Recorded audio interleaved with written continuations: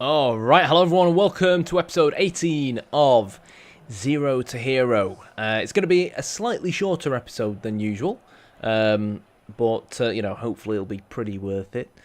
We are starting to approach kind of the most important part of our second season with V-Varen Nagasaki. Obviously our main goal is to ensure that we finish above the relegation zone. At the moment, as things currently stand, we are on course to do exactly that.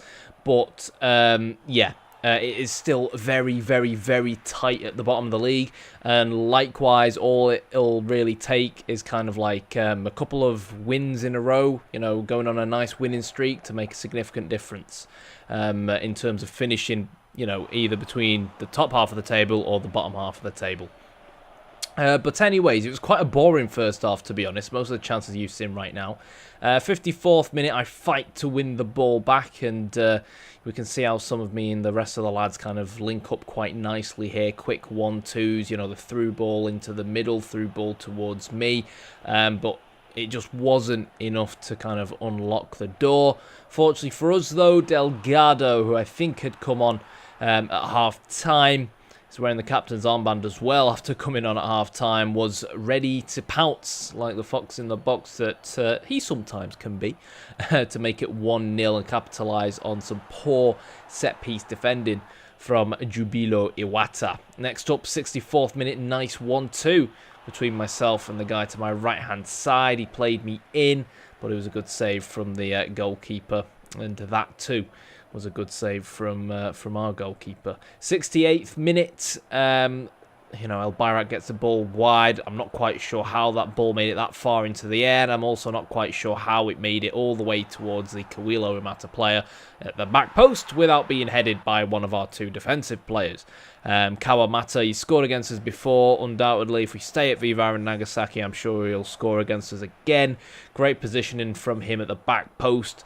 And 72nd minute, even though we'd really had kind of the lead for the majority of the second half, all it really took was 5 minutes of Kawilo Iwata to really turn on, or Jubilo Iwata to really turn themselves on, partnered with some dreadful defending from ourselves to put them 2-1 up. So I got substituted off, but obviously watching from the bench or from the changing room or wherever I was kind of hoping we could at least take a point from the game, but it just didn't quite materialise, and I got a full-time rating of 6.5.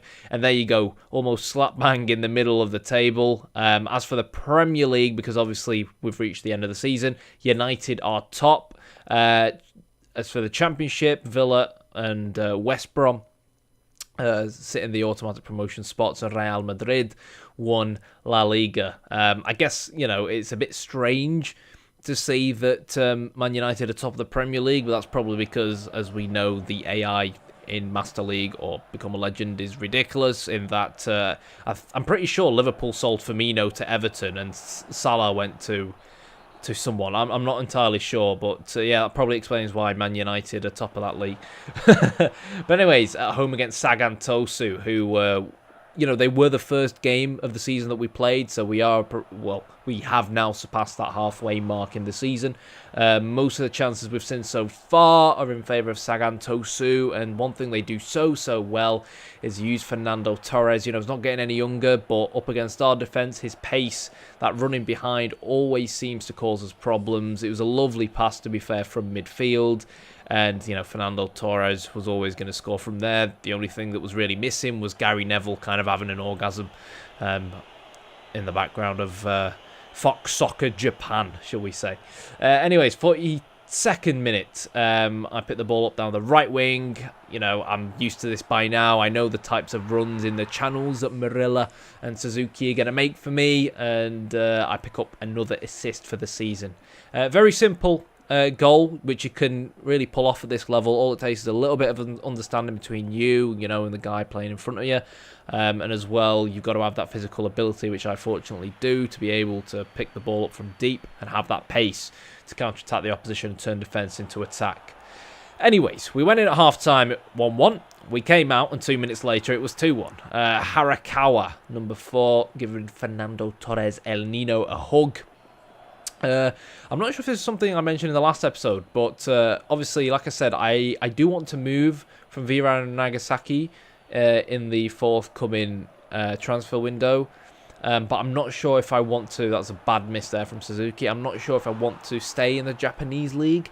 And if I do stay in the Japanese league, I was kind of contemplating going to Sagan Tosu, because I feel like they are a stronger team than us. And I feel like if I can play out wide in a similar position or just off Fernando Torres, he's the type of player who'll make plenty of runs for me and, you know, help me get loads of assists.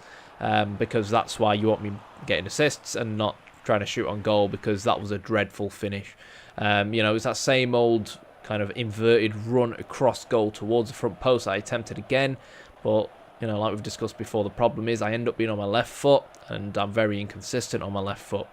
But anyways, some dreadful goalkeeping. Ibabo to Takahashi, and then Toyoda, you know, got the easy tap in there at the back post. But that's what I mean. You know, Sagan Tosu got some good players. Ibabo used to play for Watford. You know, Fernando Torres. So what do you guys think? Do you guys think I should stay in the Japanese league, make it my goal to win this league before I move on? Let me know.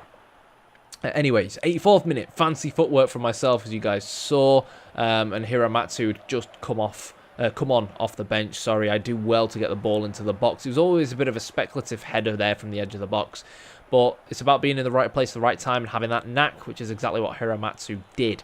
89th minute, lobbed the ball into the box for another header, but no one was there to finish.